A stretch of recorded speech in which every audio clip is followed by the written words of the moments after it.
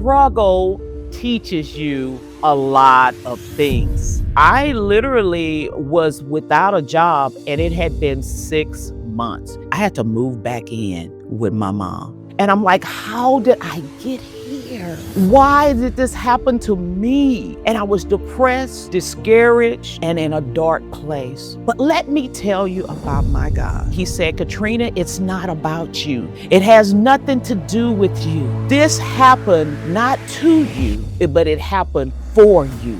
And what happened? He spoke into my spirit. He said, Katrina, it's time for you to go to your promised land. And literally within a year of living in Georgia, my promised land, I had gotten a bigger house. I had gotten a better car. Everything was restored unto me. All because I decided to not focus on me, but focus on those that I'm called to. So struggle teaches you a lot of things. And what it taught me is that you shall never have one stream of income. Hey, I'm Reverend Jocelyn, a minister of healing, speaker, and women's ministry coach. I grew my ministry from a simple blog to a national Christian trauma healing movement. And now I help women to answer their call to build purpose-driven ministries and businesses. Welcome to Reverend Jocelyn Talks, where healing meets purpose. Hello, good people. It's your sister, Reverend Jocelyn here. And thanks for hanging out with another conversation as we are exploring how to not only build transformative ministries, but to build our kingdom business. And I'm here today with a lovely, beautiful, dynamic sister who I've had the pleasure of meeting and connecting with through my mastermind community. And she has created a reputation of being the queen of funding. You heard me, the queen of funding. And so I'm very excited to welcome to the show Katrina Fitten, who is a certified master financial coach, a business funding expert, and author and CEO of New Day for You Financial. Now, she was recognized by Essence Magazine, MSN.com, and the Steve Harvey Morning Show, just to name a few. This sister's big time. But one of the things that I really love about her is that she is a woman of God. And she is extremely passionate about helping other women to answer their call, to actualize the dream that God has put on their heart. And so if you are a sister who you've been struggling financially to fund your ministry, to fund that business vision, then you need to listen, get your notepad and get ready to take notes because this sister is going to bless you. So I'm so happy to welcome to the show Katrina Fitten. Thank you for being here, sister. Yes, I am super excited to be a part of your audience today. Thank you for inviting me. Yes, for sure. I'm thankful that you accepted the invitation because I know when I first got started with my ministry, I had the passion, but I didn't have a plan, particularly around revenue. And so this is a topic Yes. that I know is essential for the women out here who are listening to the show. But before we get into the meat of the how to, I want my audience to know a little bit about you and your story because before you were the queen of funding, you had a story. And so tell us about your journey that even led you to this point. Yes. I mean, I always tell people when they're reading my bio, I'm like, oh my God, who are they talking about?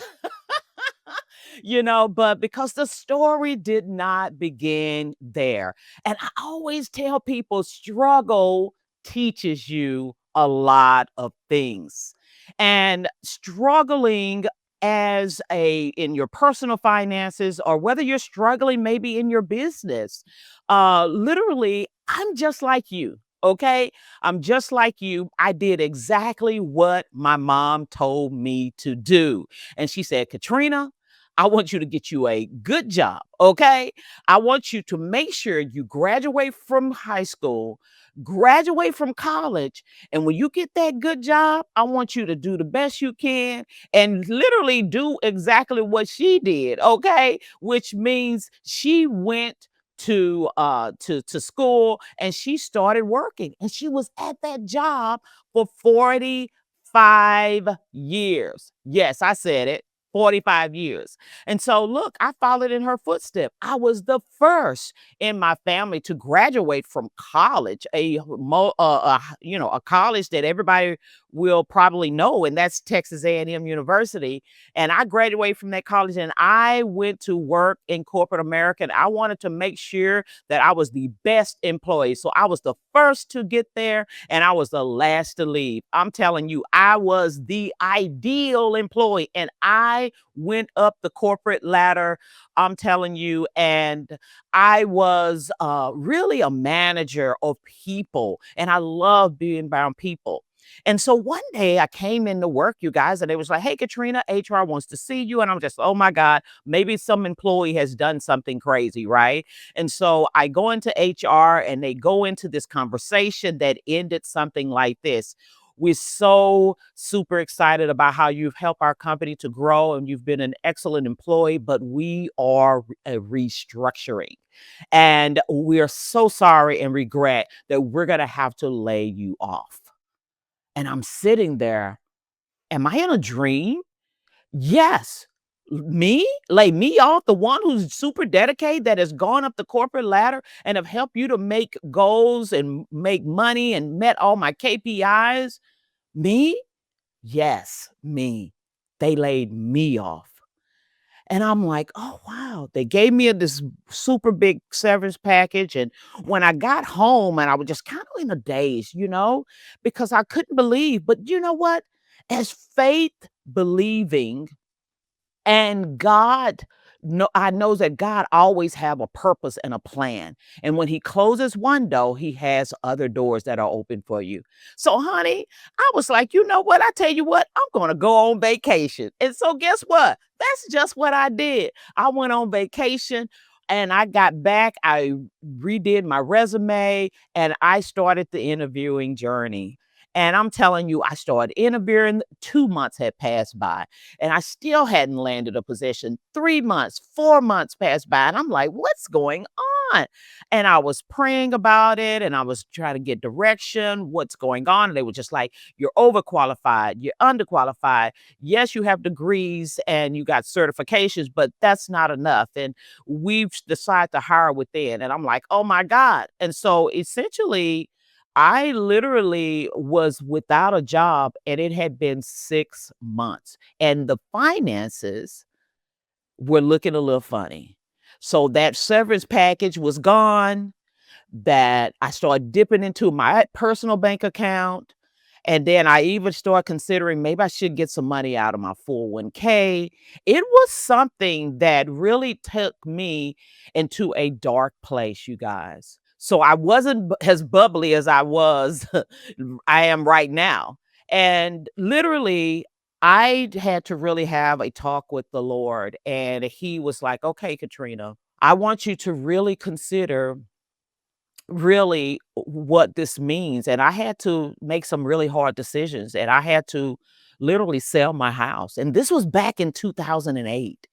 And you know what was going on during that time. So I literally didn't make any money by selling my home, and I had to make one of the most horrible decision I thought I would never ever have to make, because you have to understand, I was what they call, my sister say, the golden child. I was the one who made it. I was the one who had the wonderful, beautiful brick home and drove the BMW, and I was the one they go to when they needed something. I mean, they all followed my footsteps. My sister went to college, my niece went to college. I mean, it's like, and so me having to go through this and come out of the background and really be seen, where Katrina just sold her house, or did she foreclose her house? What's going on? And oh, what's going on with her? She's not able to help me anymore. What's going on? And you know what? I had to make the decision that was very depressing and very embarrassing. I had to move back in with my mom. Move back in with my mom. And here I was, Jocelyn, in my childhood bedroom. And I'm laying there on that bed, and I can see it just like it was yesterday. And I was crying and tears rolling down the side of my face. and it hit the cover, and I'm looking over to the side seeing my old childhood trophies and my old certificates from back in the day. And I'm like, how did I get here? Why did this happen to me? What did I do wrong? God, I did everything you told me to do. Why me? Why me? And I was depressed, discouraged, embarrassed, and in a dark place. But let me tell you about my God. One day, my mom had got up to go to service to Sunday school. And I said, I tell you what, I'm going to stay back a little while. And I got on my knees, Reverend Jones, and the heavens opened. And he starts showing me. He said, Katrina, it's not about you. It has nothing to do with you. This happened not to you, but it happened for you. And I was like, oh my God. So it has nothing to do with me about what I'm going through. I didn't do anything wrong, or even if I did do any wrong, but this was purposed. I may have felt like a Jobette for those who know Bible, like everything had snatched from me and I had lost almost everything. But let me tell you, when I got quiet in a place where I could hear God, He finally, after months of prayer, months of fasting, and doing everything that I knew to do that was in Christian 101. What happened is all of a sudden, when I understood that it had nothing to do with me and it had everything to do with what I was assigned to do, and I had to have the feeling of their infirmities. And what happened? He spoke into my spirit. He said, Katrina, it's time for you to go to your promised land. He said, I need you to move to Georgia. Now, mind you, I'm from Texas. All my family lives in Texas. I know nobody in Georgia. But my mom came home later on that day and I told mama, guess what? I'm moving to Georgia. She looked at me like I had three heads and I'm like, what's going on? She's like, yes, you're moving to where? She said, we don't have no peoples down there. I'm like, I don't know nobody there either. But guess what? God said I'm moving to Georgia. And honey, a few weeks later, after I was on that job that I had taken for less than what I was worth, just to make a little ends meet, I got a call from a recruiter. And they said, Katrina, I want to know, hey, I got a call from somebody. They say that they're interested in you. Are you relocatable? I said, I sure am relocatable. And she said, yes. She said, boy, I want to let you know. She said, but the job is in Georgia. I said, oh, look at God.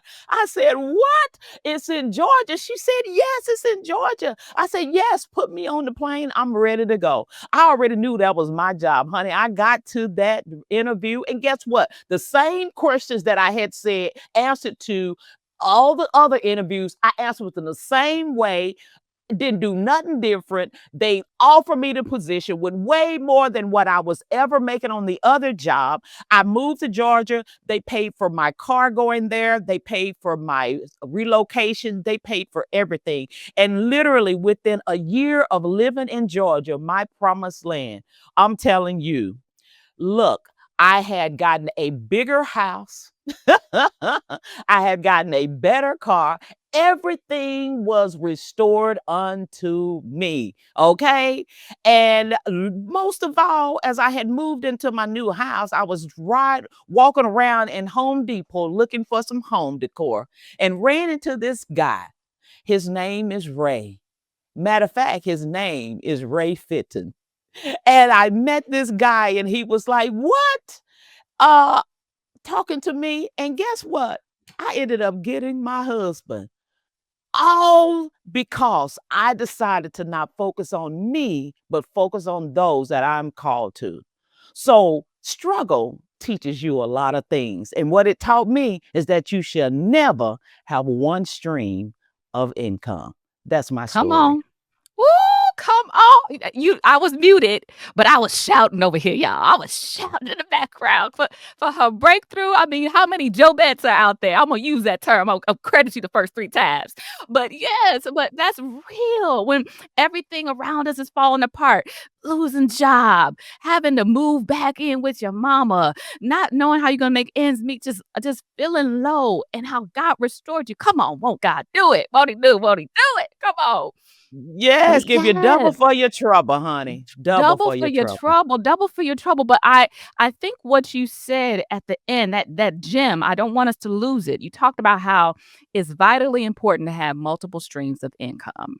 Now, I'm pretty sure this is going to lead into my next question. So I want you to talk about the two Yes, streams, but I also want to talk yes, about how you transition to creating what you've now built, which is a yes, entity that is such a blessing to people. yes. So talk about the 2 streams and talk about what happened to build your now amazing company. Yes, I mean, literally, the struggle of life will teach you multiple things, and you have to listen to the struggle. A lot of times, we're so engraved in the struggle, and we're always just focused on ourselves. But when I start to look outside of myself and say, "What meaneth this?" Right? Why am I going through this trial? And I saw that there was a bigger plan. And when I looked underneath the surface, is that if I would have had more than one stream of income, I wouldn't have been going through the struggle at the level that I did, right? Because I could have just shifted to the other stream of income. I never would have had to sell my house. I never would have had to move back in with my mom because I would have shifted to the other income. I never would have to wait so long to finally get this job that I just took so that I can get some money. But if and so what I did, you guys, and that is this. Oftentimes, it's not really about the fact of needing another stream of income. It's about you understanding finances. It's financial literacy that is really the root cause. And this is what they have taught us in America in our school system. They do not teach us how to manage money. They do not teach us how to have multiple streams of income. The way the system is made up, they want you to go to school, okay, and they want you to get a job because why? You pay the most taxes, okay? But if you have a side hustle, right? You have a business on the side, you have a stock portfolio, okay? You have a passive income, you bottle up your intellectual property and put it in a book, you have residual income, all of these multiple streams of income that you can engage in as vehicles to leverage and gain generational wealth. They don't teach us this in school. So what I did, I educated myself and I went to not only school to become a master financial coach certified, and I coached for the biggest guru there is out there. I used to be a financial coach under Dave Ramsey. That's how I started. Okay, so that's how the journey began. I read books like Rich Dad, Poor Dad, and The Millionaire Next Door, and Think and Grow Rich, and I mean, the psychology of money. And I mean, I did all of the things. I got certified as a funding expert, and I hired coaches. Right. I always say it, if you are a coach, you need to have a coach. And so my mentor told me, he said, Katrina, what are you doing? He said, "You're using your own money in your business, which I had started back in 2019, and I was just doing financial coaching with Dave Ramsey, and I began to branch off on my own and start helping people with their personal finances, putting budgets together, helping them to get out of their financial struggle. And but when I was in business, I started struggling because some months were up and some months were down. Sometimes I got clients, sometimes I didn't. I didn't know no other way. But when I got a money coach, okay, that was already a millionaire, he taught me the game. He said, Katrina, he said, 95% of entrepreneurs are overlooking one thing. And I said, what are they overlooking? He said, they're overlooking leveraging other people's money. He said, the rich are the 1%, or either the 1% of the 1%, they leverage other people's money.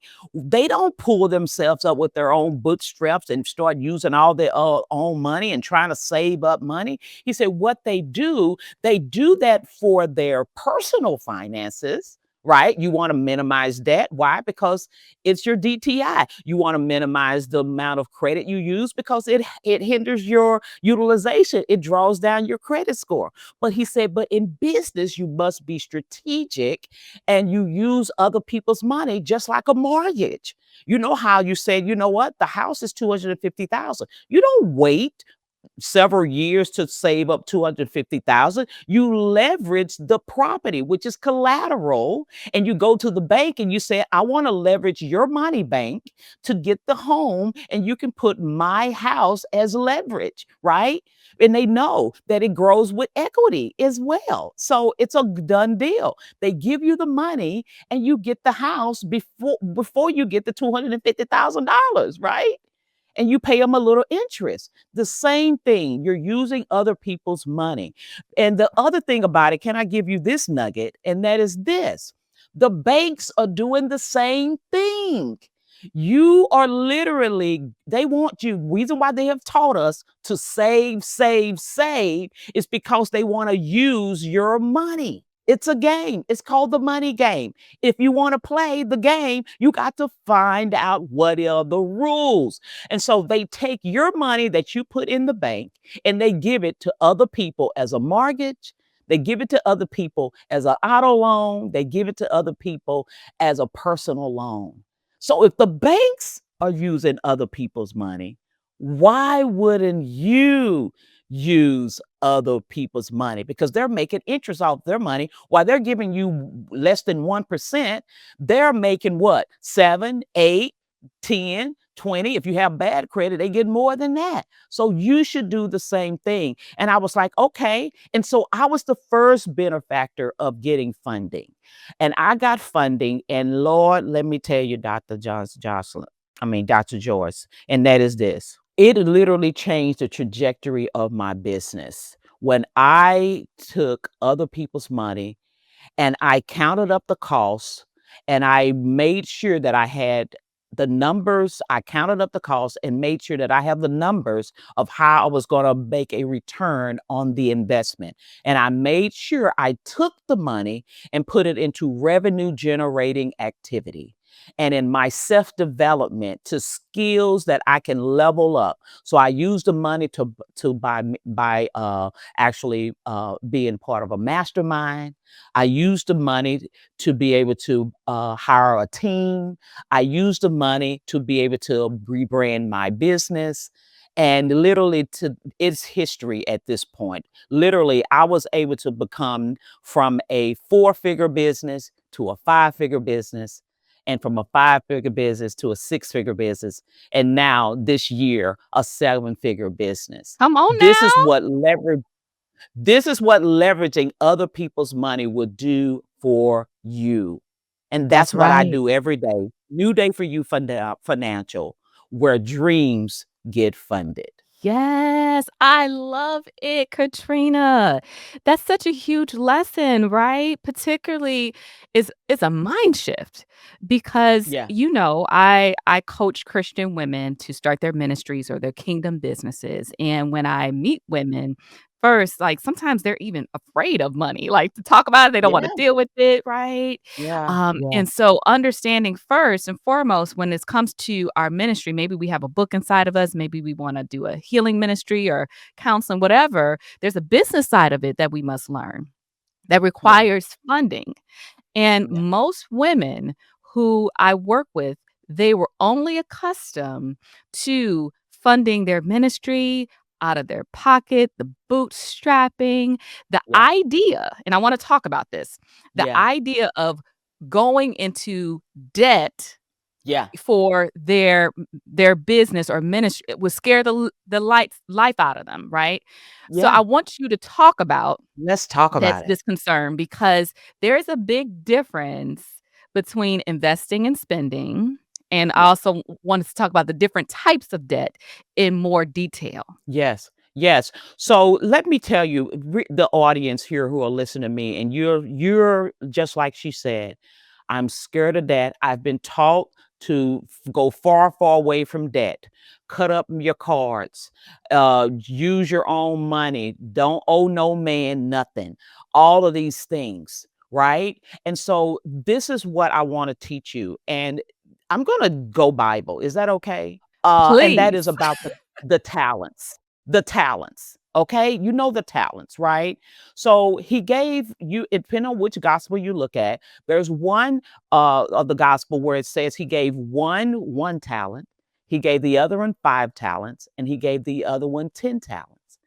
And so let's look at this strategy of business and what God had entrusted them to see what they would do and how they would handle it. And so he gave the one that won, and the one said, he said, I'm going to hide my money. I'm going to hide it in the bank, and I'm going to sit it over there and put it in the savings account underneath the bed, right? And I'm going to just pile up that money, and I'm just going to, but the thing about it, but when he was hiding his money and he didn't do anything with the money, because money is made to be multiplied. He said, be fruitful and multiply.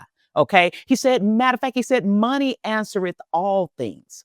Right. He said, he wants you to be wise and be a good steward. He said, seek ye first the kingdom, and all these things will be added unto you. Right. And so if you take that money, right, and do like the one who had 5 and who had 10, and what they did, they doubled it. How do you think they doubled it? Do you think they just had to just sit? No, they took that money and they put it into revenue generating activity. They did something with it to multiply it. Perhaps they went and bought jars. They went and bought cattle. They went and bought land. They did something so that they can reproduce. And that's why God created us, because he knew that we could reproduce. We could be fruitful and we could multiply.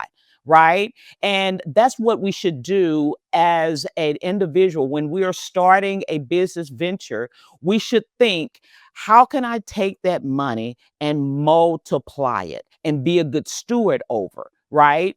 And so that's what I tell people, because like anybody else, I had the same belief. I was tutored. My apprenticeship was under Dave Ramsey, and that's what he teach. Right. But what I didn't understand is that that principle works with personal finances. When people are in, a situation, they need to have baby steps in how to be able to obviously be ready for retirement and all of the things. But with business, you guys, the business financing is totally different. You can choose, there's a vehicle that you can use. You can choose what I call the slow route, or you can choose the fast route. You can Now, fast track. Katrina, I'm gonna jump in here because we have to take a quick commercial break, and I wanna leave them hanging for just a second. So we're gonna talk about, as soon as we come back, we're gonna talk about the slow track and the fast track. So hold tight for this quick commercial break, and we'll be right back. Back when I first started my ministry, I didn't have clarity. I knew God called me to help people and serve him, and I was passionate about sharing testimonies of his healing power.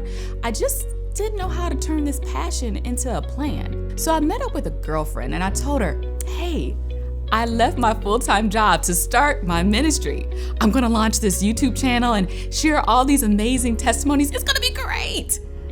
And she just stared at me with this blank look and she said, Jocelyn, I don't understand your business model. How are you gonna financially sustain yourself? And in that moment, she stopped me in my tracks, because I realized that passion is powerful, but it won't pay your rent.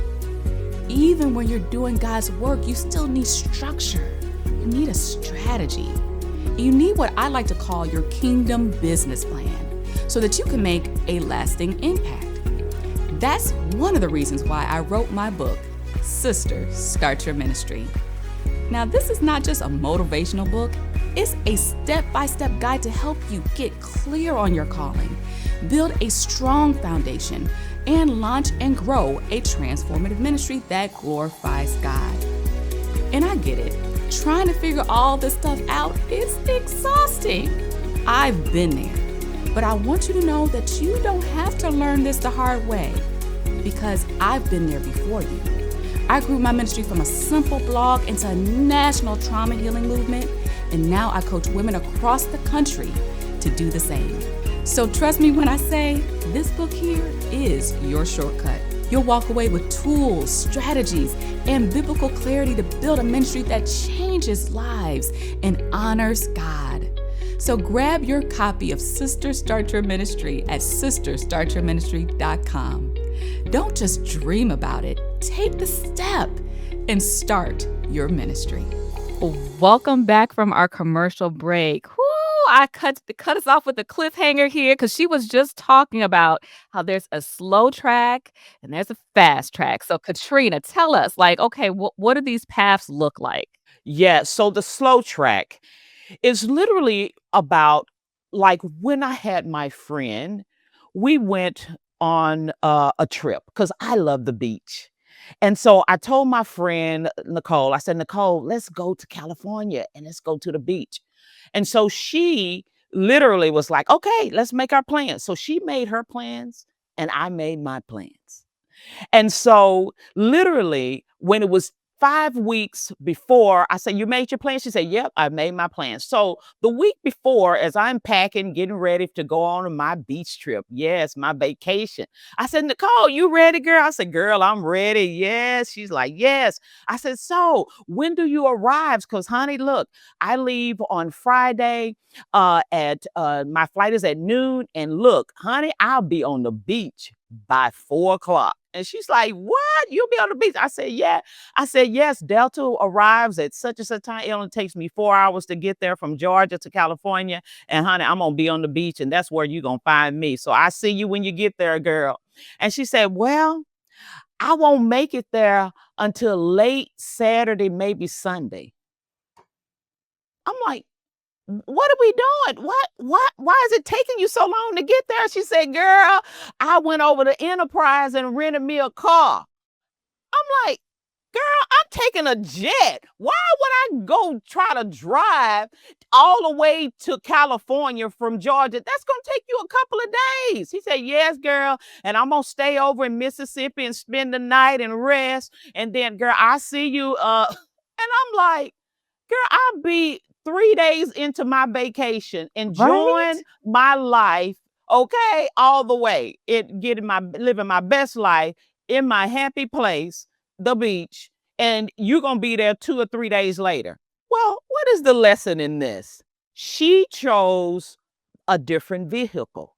I chose the jet that's going to get me there in a few hours, where she chose the vehicle that she's going to get there in a few days.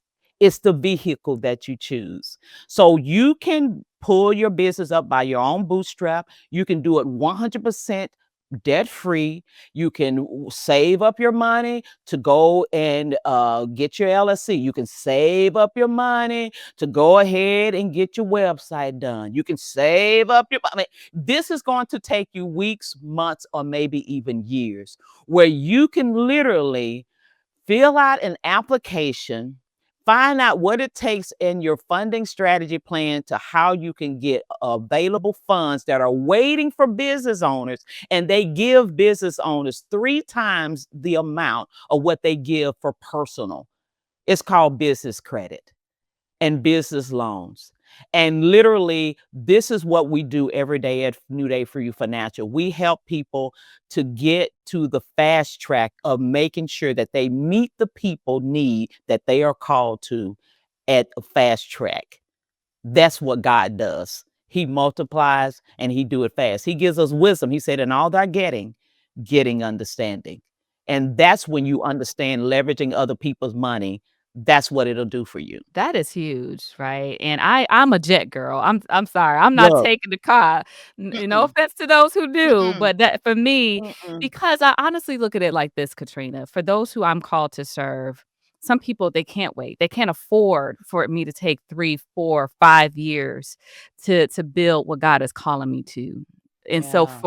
for me, particularly, if you have a strategy, a plan, it's not like you're taking out this loan just to go to party or be on the beach. No, right? Period. Yes, yes, Right, you're putting your money to work to invest in something that's going to bear fruit, to build legacy, and we're called to be legacy creators.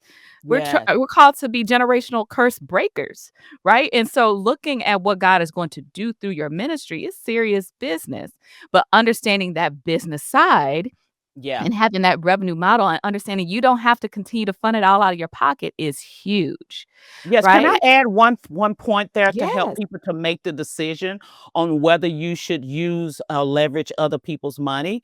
The decision is this. What are you going to do with the money? I always said you must have a mission for your money, right? You tell your money what to do, right? You give it an assignment, right? Money only shows up for purpose, right? And I always tell people if God is giving you a vision, He's giving you a download, a vision, and you've written it down, you've made it plain, and you want to run with it. God does not give you a vision, and He has not given you the provision. And you have to get instructions on how to get the provision. Some He may say, I want you to go the slow route because you're not ready, right? So therefore, you may take the car route, right? Because He's working on you, He's getting you ready. You're learning more about your expertise, you're getting your certification, you're working out all the details of your business plan. Yes, and that route, you do want to use your own money. But once you have clarity, once you have a plan, you know what the money's mission is for, then you ask yourself the question, is this me using this money going to pay me back? Is it going to cash flow you? So if you're using the money just to go buy things that's not going to give you a return, I always say you want to use it with assets, buy assets, or something that's going to bring you back time, or something that's going to be a service that someone's going to pay you for. It's going to bring you back cash flow. If you're going to use the money towards something that's going to bring you back time, that's going to increase your expertise, that's going to bring you cash flow, then yes, use the money towards that. That's a good decision made because let me tell you something. Rich people avoid debt that don't pay them, but they use good debt so that they can get paid more. That's good. That's a nugget right there. What I'm hearing is that ROI, the return on ROI. investment, right? And it's some of these some of these principles that you're teaching is huge if you could just grasp that, right? But Yeah. there's also a cost of inaction that I think Yes. that we forget about too. Do you want to talk a little bit about that, Katrina? The cost of inaction. So I always tell people this. Uh, it's called a poor mindset, right? And so God always says, let the poor say that I am rich, right? It's all about what you think and it's about how you speak and the environment that you're in is very, very important. And so what I always say, poor means POOR, passing over opportunities repeatedly. Woo, That's say someone that with one a more poor time. Say that one more time because that's really good. POOR, passing over opportunities repeatedly. Someone who has a poor mindset, a mindset of scarcity, a mindset that lacks financial literacy, a mindset that lacks business acumen and the way of doing business, they will always pass over opportunities repeatedly because they're not leveraging the vehicles that are out here to help you to be able to get to your destination quicker. And the other thing that people also need to understand, especially the called, there are few chosen, but there are people that are called.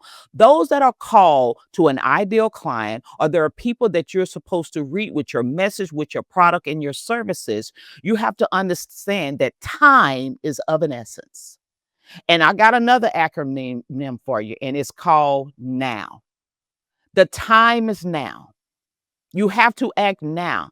Some of us are procrastinating. We're sitting on dreams. We're sitting on visions. We're sitting on instruction. But we have to make a decision to just be obedient and act now. Now stands for no opportunity wasted. You don't want to sit back and be like, man, I had that good idea and somebody is doing it now. You don't want to be having the people that you have been called to waiting and you never show up. Haven't you heard the thing that says that when the student is ready, the teacher appears? So there are people waiting on you.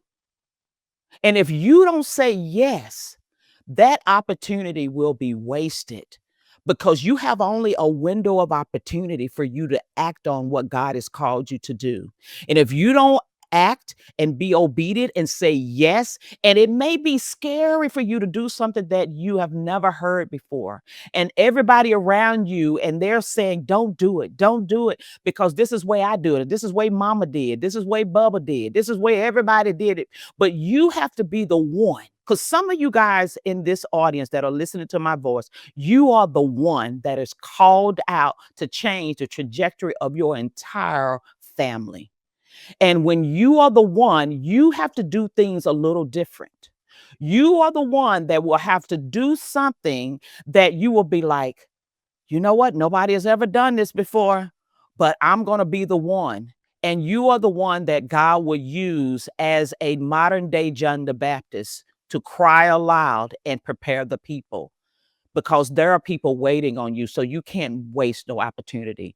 You have to listen to your coach, your mentor, and to the experts. And I always say, this is the other thing that people have a mindset thing, is sometimes you have to invest at the level that you expect results. And what that means is that it ain't going to be free. It's going to cost. It's going to cost you your time and it's going to cost you money. And to do business, it costs money. Matter of fact, why would you go into business expecting somebody else to give you money and you haven't done the same thing? That right there. That right there. So that's So what I'm true. talking about. It's no opportunity wasted. You have to make the decision and you have to do something different than what other people are doing. And sometimes that may mean that you have to leverage other people's debt and make a decision to say, you know what? I'm going to do it different because I want different results. Wow, such a powerful gem. I hope people were taking notes because you was preaching. I feel like we could call people to the altar after this. You doing business church, as our girlfriend Michelle says from the mastermind. So Yes. okay, so here's the good news. I know that those who are listening right now, they're like, man, there's so much I can learn. But our Katrina Fitten is going to be one of our guest speakers at our upcoming ministry launch conference. Ooh. All right. So this is taking place in January 23rd and 24th of 2026. And so we're going to make sure that we have the link and information in the show notes for how you can get your ticket, because Katrina's not only going to be talking about leveraging other people's funding, but she's going to be breaking down business funding strategies. Boy, get your business credit right. She's going to be helping you get your whole situation together. Because again, what I tell women, there is a business side to ministry that Yes. we must understand. And we can't just say, oh, I don't understand. I don't like money. Sister, we have to learn to be a good steward over these resources. Money ain't done nothing to you. Money's neutral. But God has Mhm. called us to be a steward over this. And so Katrina is going to be breaking down them gems at the conference. So you want to make sure that you get your tickets, and she'll spend some more time with you then. But Katrina, if there's some final words for our sisters who are listening right now that you want to just impart in them, what would that be? Literally, there is this quote that I really, really love, and I think it's by Bishop Winston, Bill Winston, and this quote, and it says this. It says, "Your feet will never land where your mind has never been." Let me say that one more time. I said, "Your feet will never land where your mind has never been." What do I mean by that? And that is this. The Bible says that we must renew our mind, right? We must renew our mind. And so sometimes, you guys, We have been taught stories. They call them money stories, and the way we think about money, and we fear money. We have a traumas around money, and we have things that are a little bit more deeper, that we are fearful when it takes to, sometimes you don't know how to spend money, and you have what self-sabotage. When you get money, you have to get rid of it, because there are literally generations upon generations where people have really abided in scarcity mindset, where they've really loved the struggle. But God has called us to live an abundant life. He said that literally abundance is your birthright. Abundance is your birthright. And so the first thing you have to do, you guys, is you have to first write down the vision. And then you pray concerning the vision to get instruction and guidance on what to do with the vision. And you believe that it's already done. And once you start the vision, you have to have in your mind, it's already done. And when you can literally believe that it's already done, that means you already see it. You already abide in it. So you will be who you're called to be. You will start doing what you're called to do, and then you will have. It's be, do, have. That's when you will find out that you already see it in your mind, you already see it in your spirit, and you won't just have faith, you will have action to your faith when you believe it. And that's the real sustainer of a business person. So be it, do it, and then you will have it. Believe that it's already done. Believe it's already done. Katrina, oh, it's so good. Thank you. Thank you. Thank you for blessing us today. And let me tell you all, if you want to book an appointment with Katrina, you're like, I'm going to come to the conference. You want to be at the conference, but you want to have some one-on-one time with her. We're going to make sure that we put a link in the show notes so you can schedule an appointment and ask your questions and see if we can get you qualified for business funding so you can fund the vision that God has put on your heart. And so, Yeah. Katrina, thank you. Thank you again for being on the show with us today. I'm so Thank grateful. you. Thank Yes, you thank once again. Yes, you have blessed us. You have blessed me. You've blessed so many people. And so God continue to just pour back into you what you've been pouring into others. So we appreciate you today. So Thank I you. just again want to thank you all for tuning in, hanging out with us to learn how we can help you to start to fund that ministry, that kingdom business that God has put on your heart. So if you were blessed by today's episode, do me a favor, slam that subscribe button, so that you never miss an episode. You also be sure to share this with a friend because you know some other people who also need to hear this valuable information. Once again, be sure to mark your calendars for our upcoming ministry launch conference. And I can't wait to see you again in our next episode. So until then, you stay encouraged, you be bold, you answer that call, and I will see you soon. God bless you, family.